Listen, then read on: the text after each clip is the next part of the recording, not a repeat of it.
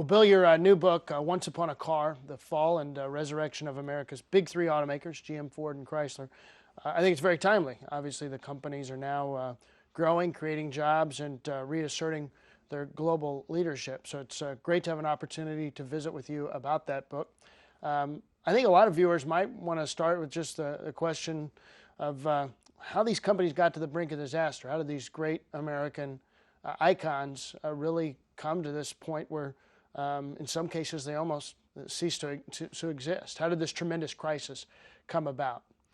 Well, the big three automakers were dominant for so many years in the 1960s, 1970s, and still commanded 50% or more of the market into the middle of the last decade.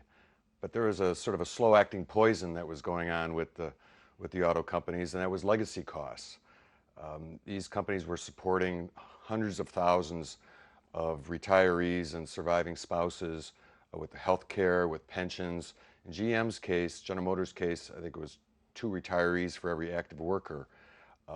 This was part of what made these companies so great, was that they did have this great retirement plan and these great pension plans. Unfortunately, those were written when the companies were incredibly successful and owned 90% of the American market. Times had changed so dramatically that those costs really weren't sustainable with the kind of volumes and sales that they had fallen to. On top of that, it's pretty well known that the Detroit companies had made some mistakes. They've since been exposed, but their product portfolio became much heavily weighted towards large vehicles, trucks, SUVs. These are the profitable products for them, and they neglected the passenger cars and some of the more fuel-efficient models that the Japanese competitors were so strong in. Over time, I think they lost their way in trying to improve their products, and it was more a matter of survival and trying to sustain what was working for them. And in the end, they couldn't support these enormous organizations and these enormous obligations that had built up over the years. When should it have been apparent to the companies that the legacy costs weren't sustainable in your view? Well, there's always been a lot of debate about who's at fault here. Is it the union for United Auto Workers for asking for too much, for demanding higher salaries, more benefits, or is it the companies who gave away the store? We hear that a lot when people criticize General Motors. They just gave everything away to the UAW. I think people have to remember that these great contracts that the union negotiated were done when these companies were making a lot of money. Maybe they didn't look down the road far enough. But maybe in the 90s, maybe even a little later, when gas prices weren't so low that everybody wanted to own a 7-passenger SUV, might have been the time to look at hybrids, or at least direct more resources towards the smaller, more fuel-efficient cars that a lot of Americans wanted and weren't getting from GM, Ford, and Chrysler. Sure. Were you surprised at the mechanism the companies used to move some of their legacy costs off of their balance sheet? Well, the 2007 labor talks were really a watershed, and the union should be given some credit for understanding that General Motors in particular could not afford the billions and billions of dollars in health care that they were spending on retirees in particular. I think for several years, for every $1 GM spent on health care, they spent $1 on products. Not too many businesses can survive that kind of drain on their cash.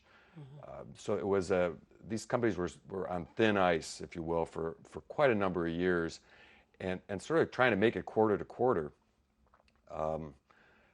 But the 2007 agreement allowed them to offload these costs onto healthcare trusts. Sure. But even that, now in retrospect, it was a little bit like monopoly money. GM committed nearly $30 billion in 2007 to retiree health care, and that money just wasn't there. And I think it became clear a year later that sort of the hull of the battleship had sprung a big leak, and GM's financial structure, and Ford for that matter as well, just couldn't meet these obligations any longer. And you mentioned the similarities, obviously, that some of the companies face, but they all obviously took very divergent paths, the three companies did, as they moved through the crisis and restructuring, and now in some ways they're all profitable and creating jobs, but very different ways to get there. You might talk about those three different paths and why you think those companies took the sorts of paths that they did, the individuals involved and the personalities involved. Why did Ford take the path that it took versus GM's obvious choices, and then Chrysler, of course? Well, let's start with General Motors. They've always been the biggest, the dominant company, the leader in many ways of the industry in America. A very proud a company with a lot of success and somewhat resistant to change. I'll be charitable here. Some people can cast stones at GM and their corporate culture, but what worked for them for many, many years is what they believed in. General Motors as a corporation had a hard time admitting mistakes. I think that's a lesson to be learned.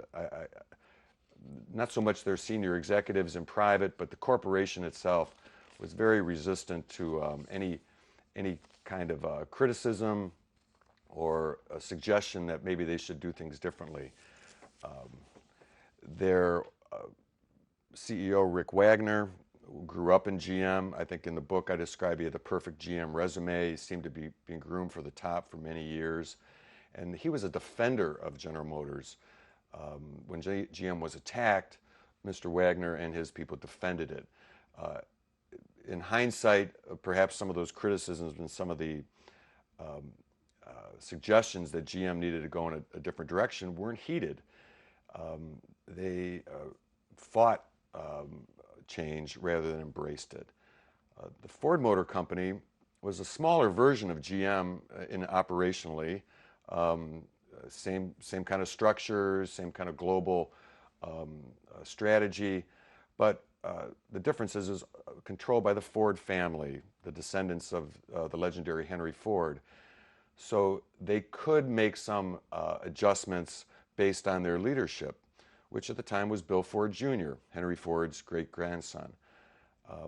Bill Ford, after becoming CEO, learned pretty quickly that his company was having the same kind of troubles as GM, and in what I would consider a very admirable decision on his part, decided to look for answers outside of Detroit.